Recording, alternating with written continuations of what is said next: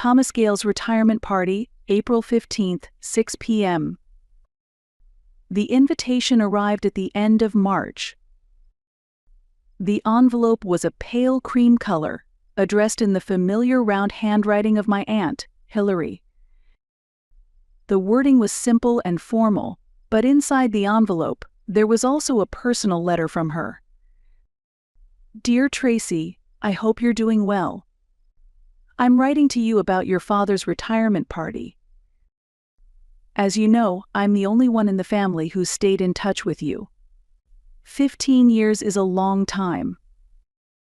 But I'm hoping that, just this once, you'll consider showing up. I want to help mend things between us. Aunt Hilary. My hands trembled slightly as I held the letter. No one in the family had contacted me directly since that testimony. Aunt Hilary was the only one who stayed in touch, sending me the occasional email or letter. I read her words over and over. Should I go or not? My heart wavered violently. If I went, it would surely be painful. My father might refuse to even look at me. My mother and Kevin wouldn't welcome me either. 15 years of silence had carved a deep chasm between us. I didn't need much imagination to feel its weight. But at the same time, this might be the last opportunity. He had already passed retirement age, and this April, he was finally stepping down. If I skipped this party, I might never have a chance to face my family again. I sat at my desk and picked up a pen.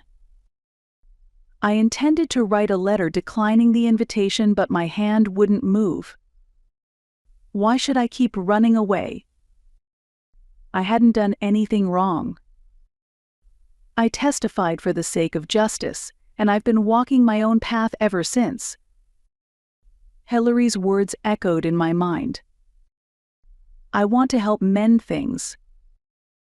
She had been the only one standing between me and the rest of the family for these 15 years.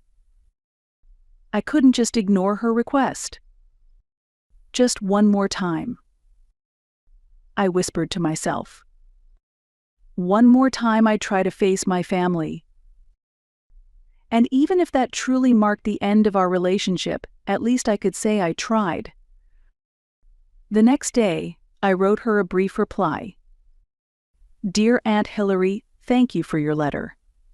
I will attend Dad's retirement party. However, please understand this might be the last time. Tracy. After mailing it, I exhaled deeply. My emotions were tangled nervousness and hope, dread and resolve. But once I had made the decision, there was no turning back. It had been 15 years. It was the corruption scandal involving Daniel Anderson, my father's longtime friend and a powerful figure in the local construction industry. Bid rigging on public projects and embezzlement of funds. At the time, I was a graduate student studying constitutional law, and I took the stand as a witness for the prosecution. I took the witness stand for the prosecution and calmly recounted only the facts. But those facts led to Daniel's conviction. The fallout had a deep impact on my father. His long association with Daniel came under scrutiny, and his reputation was severely damaged. He faced questioning from the city council, intense media coverage, and cold stares from colleagues. There was even talk of resignation, but he fought to clear his name and managed to stay in his position. Over the years, he gradually rebuilt his trust and remained in the company even past retirement age. On the day of the verdict, my father wouldn't even look at me. My mother cried and said, "Why did you betray him? You ruined your father's life." And Kevin spat, "So you chose justice over family. Do you even know what he's been through?" Since then, I had no contact with them. No Christmas cards, no birthday calls. Only Hillary remained in my life. I heard that my father continued working long after retirement age. In the community, he was considered a respected figure and was well liked. As for me, I quietly worked in my office at Cambridge, guiding students and immersing myself in legal research. I tried not to think about my family, but I could never truly forget. On the day of the party, I chose my outfit carefully. A navy suit, white blouse, and a string of pearls. Elegant, composed without drawing too much attention. I looked at myself in the mirror and took a deep breath. I was already thinking ahead how I would survive the day. When I arrived at the hotel, the venue was already bustling. The mayor, city council members, local business owners, people had gathered to celebrate my father's long career. I avoided the reception table and quietly headed to the back of the room. I didn't have the courage to give my name.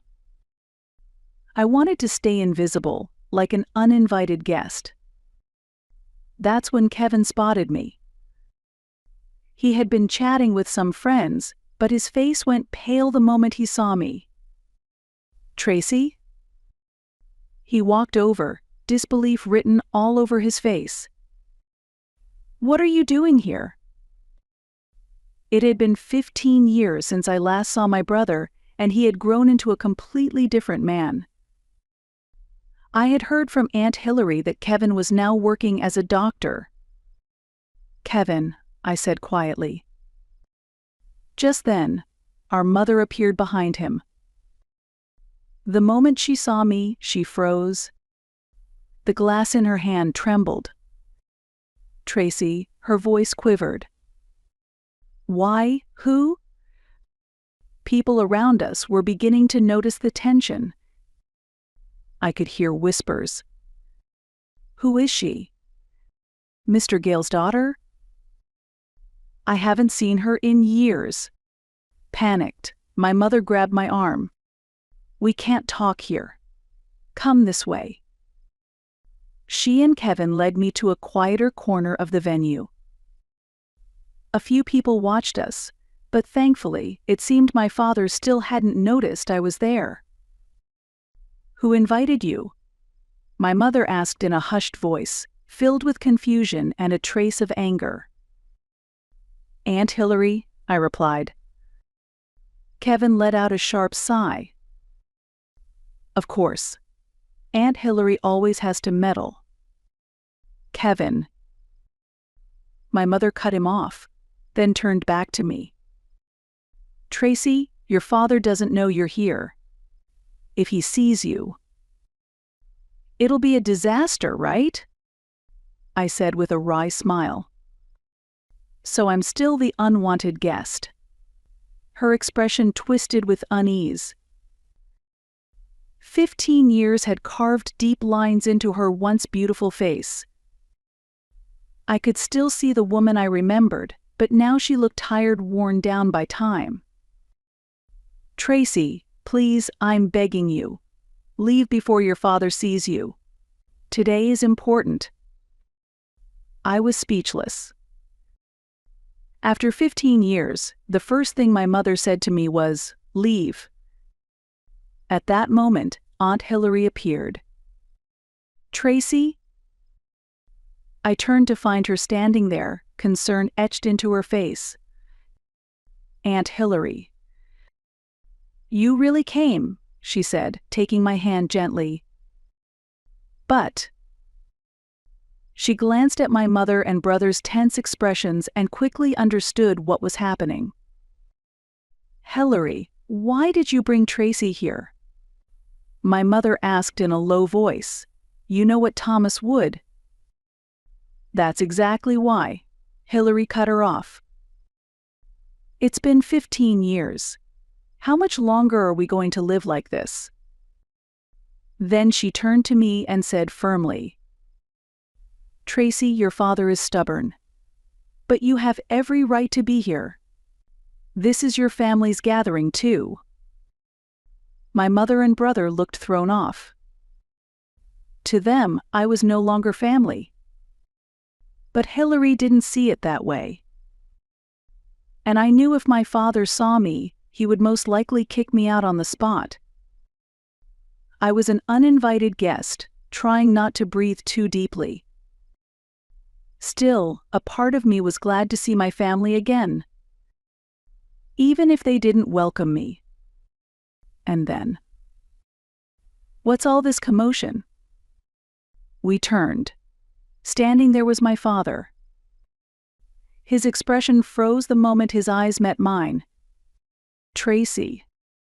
His voice was low, tight with suppressed anger. "Why are you here?" "Thomas." Hillary stepped forward. I invited her. "Tracy is your daughter." "Daughter?" He scoffed bitterly. "I have no daughter. That person betrayed this family." I gasped. The first words I heard from my father in 15 years were as cold and merciless as a blade. "Dad," I said, my voice trembling.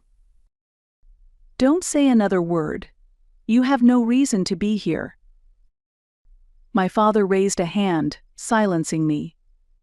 All eyes in the room turned toward us. I could hear the murmurs growing. A wave of shame and sorrow pressed down on my chest, nearly suffocating me. "Thomas, that's no way to speak to her," Aunt Hillary protested. "Hillary, stay out of this," my father snapped. "She is not family." I turned to leave. I couldn't bear to stay any longer. But then, my father said something I didn't expect. "Fine. Since you're here, at least stay for my speech later. It will be a fitting lesson in humiliation." I looked at him, startled. I had thought he would throw me out immediately. But instead, he intended to let me stay if only to shame me publicly. His eyes held nothing but contempt. Without another word, he turned away and resumed chatting with other guests, as though I didn't exist. I was confused. I had expected anger, confrontation. But this cold indifference, this calculated dismissal, unsettled me more than shouting ever could. "Are you okay?" Aunt Hillary whispered, her voice gentle. "I think so, but why didn't he make me leave?" A sinking feeling spread through my chest. He's planning something. He won't just let it go. Soon my father stepped up to the microphone. It was time for his speech. "Thank you all for coming today." His voice filled the hall with ease and authority. He spoke about his 42 years of service, the struggles and achievements, and gave thanks to his colleagues and family who had supported him through it all. When he said the word family, I thought I saw him glance at me, but he quickly looked away. "I'm especially proud of my son, Kevin, who works as a doctor in our community and has helped so many patients. And..." He clearly looked straight at me. My heart began to race. Was he about to acknowledge me? I sat up straighter and waited for my father to speak. "And today we are joined by the disgrace of our family." A wave of whispers spread through the room. I felt dozens of eyes shift toward me. Blood drained from my face. There is someone among us who has stained the Morrison family name. That person is Tracy. She claims to be my daughter, but she is nothing of the sort. She is a failure, a shameful mistake. I could barely stay on my feet. His words struck like knives. Failure. The word rang in my ears, over and over again. This person is a disgrace to our family. She betrayed us and ruined her father's life. I'm deeply sorry that we must carry someone like her among us. The room was silent. I could feel their stares: pity, disgust, curiosity. I stood there, trapped in the storm of judgment. This was how my father truly felt.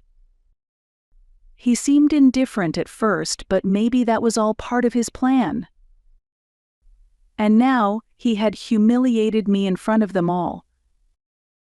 He continued his speech as if nothing had happened, as if I had already been erased. And slowly, the crowd's attention shifted away from me, drawn back to his polished words. I turned, quietly making my way toward the exit. There was no reason to stay any longer. His words had made it clear our relationship was beyond repair. But just before I reached the doors, someone called out to me. It was Frank Owen, the president of my father's company. He had known me since I was a child and had always treated me kindly. "Tracy, do you have a moment?" I nodded softly. He led me to a quiet corner of the hall. "I listened to what your father said." He chose his words carefully. "But I know the truth about you. Maybe your father doesn't, but I do." I frowned, confused. What was he talking about?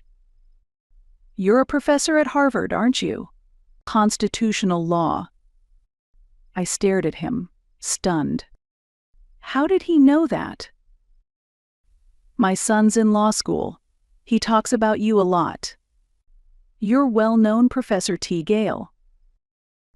I recognized the name and asked him to show me a picture. I knew immediately. I couldn't say a word. I never imagined there was someone in this small town who truly knew who I was. "Why don't you tell the truth right now?"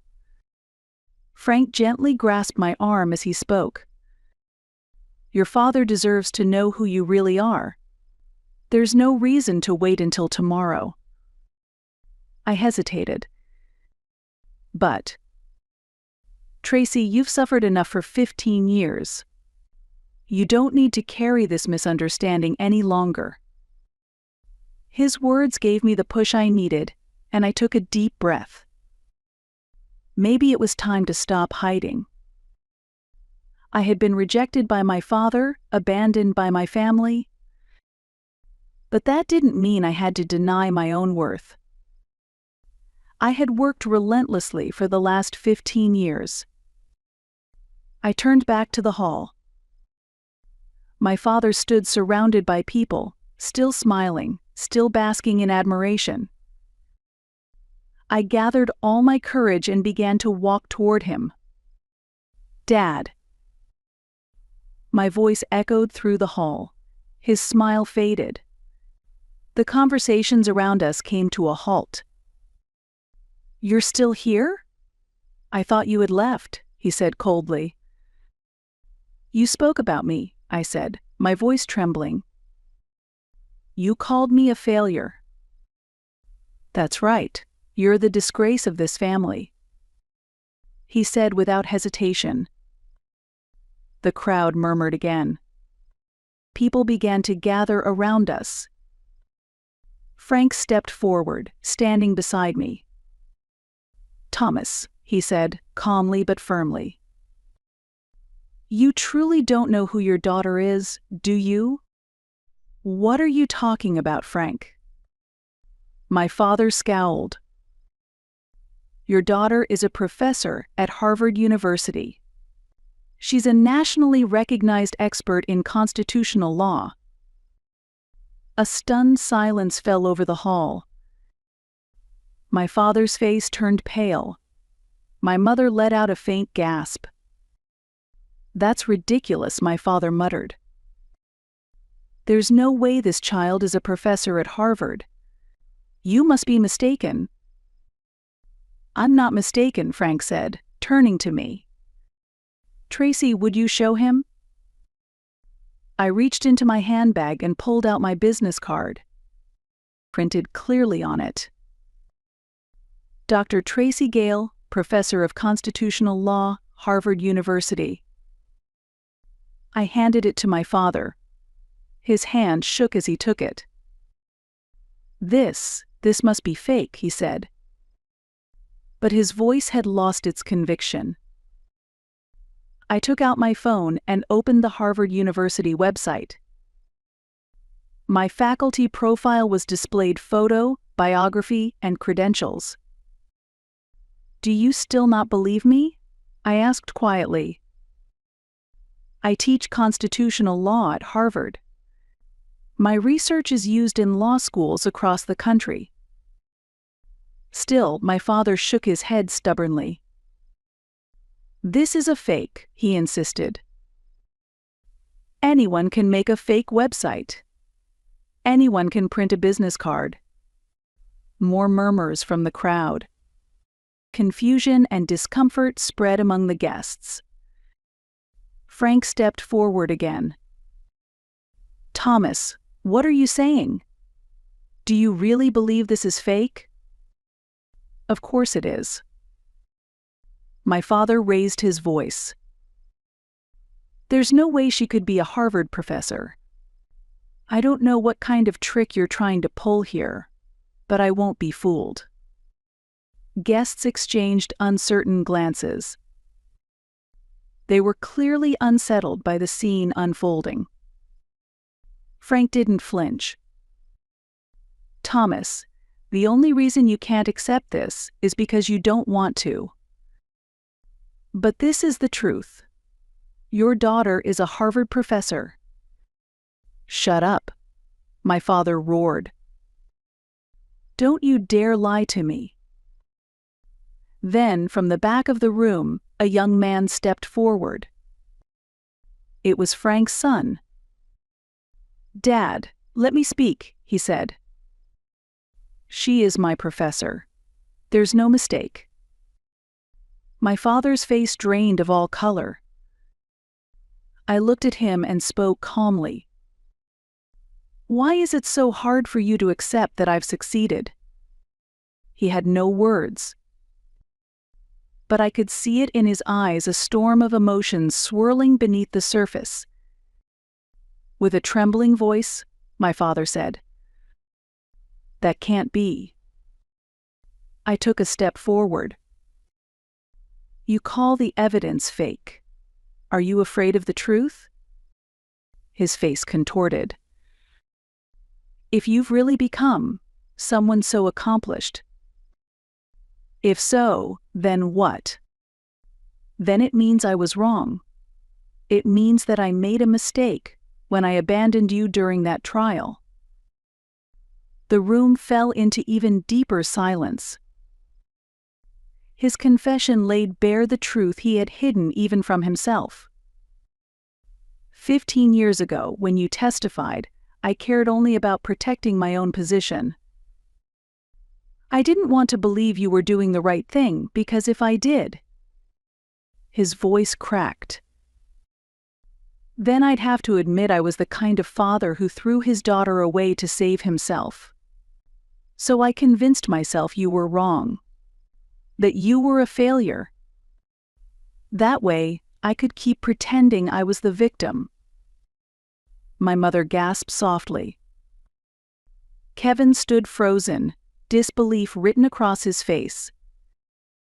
If I admit you're a professor at Harvard, that you've succeeded, then what does that make me? A foolish father who tried to destroy his daughter's future. I listened quietly. At last my father was admitting the truth that had long been buried in his heart. I wanted you to fail. If your life turned out miserable, then I could say I was right. That I had made the correct decision. That my selfishness was justified. Frank spoke, his tone grave. Thomas, you were afraid of her success. That's right. I was afraid. Because if Tracy succeeded, then all of my ugliness would be exposed. So I wanted her to fail. He looked up at me. When I called you a failure, it wasn't because I believed you were. It's because I needed you to escape my own guilt. And then he collapsed into a chair as if his legs could no longer support him. What have I done? As the truth finally sank in, the crowd began to grasp the gravity of what had just happened. My mother rushed over from across the room. Tracy, is it really true? You're a professor at Harvard?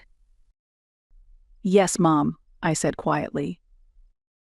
Kevin stepped forward, too. Tracy, we didn't know. We honestly didn't know. You didn't try to know, I replied, looking him straight in the eyes. For 15 years, you all acted like I didn't exist. You didn't care what I was doing. You never even asked. Frank turned to them and said, Everyone, Tracy is one of the leading constitutional scholars in the country. Her work has influenced major legal rulings.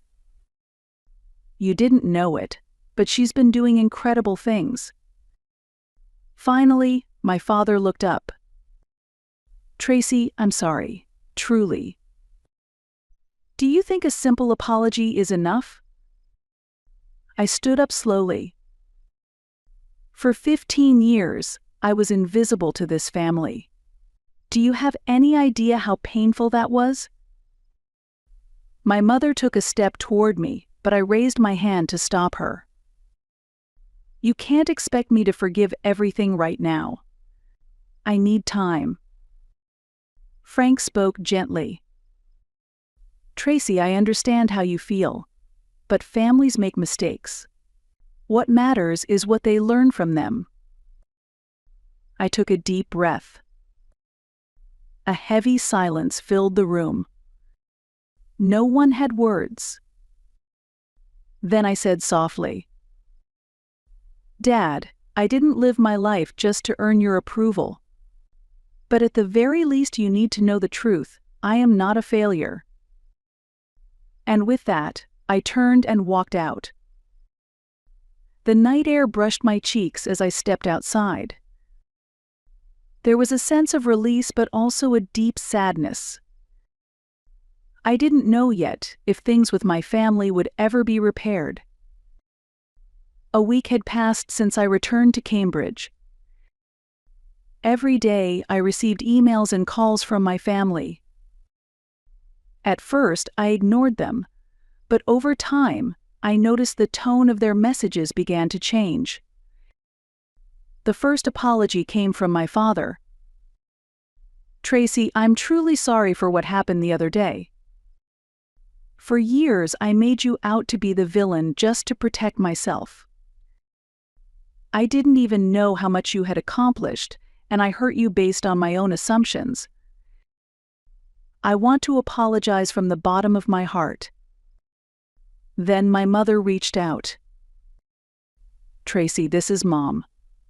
I had no idea you were a professor at Harvard. We never even tried to find out what your life had become. Now I finally understand how much pain you must have carried all these years. I'm so sorry. Even Kevin wrote to me a rare thing. Tracy, I've treated many patients as a doctor, but I never once tried to understand my own family. You did the right thing, but we blamed you. I couldn't see your courage for what it was. I'm sorry. Still, I didn't reply right away. I couldn't tell if their apologies came from genuine regret, or if they were just reacting to the shock of discovering my success. A week later, I wrote a short reply. I've received your apologies. I haven't been holding on to resentment for these past 15 years. But I can't return to how things used to be overnight. I'd like us to take time to consider whether we can build a new kind of relationship. for now I need some distance. Tracy. After sending the message, communication from my family temporarily stopped. I felt a sense of relief and, unexpectedly, a quiet loneliness. About a month later, Aunt Hillary called. "Tracy, how have you been?" "I'm well, Aunt Hillary. Thanks for checking in. I actually wanted to talk to you about your family." Her voice was careful. "Your father, mother, and Kevin, they've all started going to counseling." I was stunned. "Counseling?" "Yes. After that night, they had a long talk. They finally realized how deeply they had hurt you. They want to change, and they've decided to seek professional help." "Aunt Hillary, is that really true?" "It is. The counselor told them how painful it must have been for you to be denied by your own family for so many years. Thomas cries at every session, I heard." A wave of mixed emotions rose in my chest. I could hardly imagine my father in tears. "But they're not asking you to forgive them right away," she added. "They just want to reconnect, on your terms. If you're willing, maybe you could start with small steps." After hanging up, I spent a long time thinking. If they were truly trying to change, maybe I could meet them halfway, at least try. 2 months later, I sent my mother a short email. "Mom, I heard you're going to counseling. I think that's a good step. I'm still working through my own feelings, so please give me more time. Tracy." Her reply came the next day. "Thank you for writing, Tracy. We won't rush you. We truly want to change. I hope that someday we can become a real family again." After that, we began exchanging short messages about once a month. My father sent updates about his work. My mother shared bits of daily life. Kevin wrote about his experiences as a doctor. The content remained somewhat surface level, but there was no more hostility or coldness. I could tell they were genuinely trying. 2 months later, I made my first phone call to the family. My mother picked up. "Tracy." Her voice lit up with joy. "How are you, Mom?" "I'm doing well. Counseling has helped me see things more clearly, how wrong we were to treat you the way we did." We talked for nearly an hour. She told me about what they had been learning in therapy, and how much my father and Kevin had come to reflect on their actions. "I hope we can all sit down and talk properly sometime," I said. "Really?" Her voice trembled. "Do you mean you'll forgive us?" "Not completely yet, but I'd like to try rebuilding trust, little by little." 6 months later, I made an important decision. While continuing my work at the university, I launched a new project, a support program for students from underprivileged backgrounds.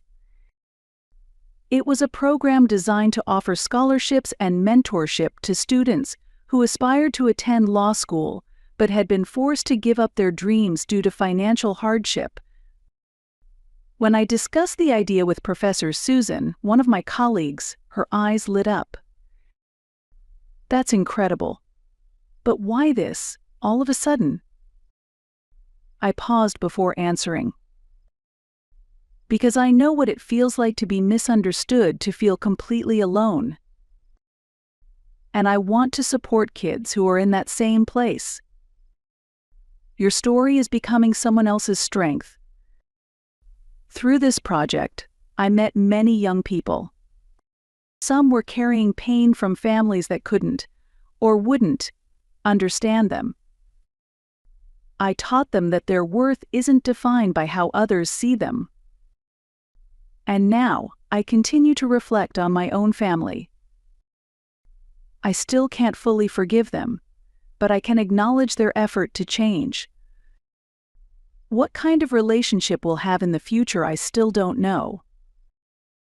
But I no longer feel hatred or bitterness. Sometimes time does heal. And with that in mind, I continue to face each day in my office, working with my students,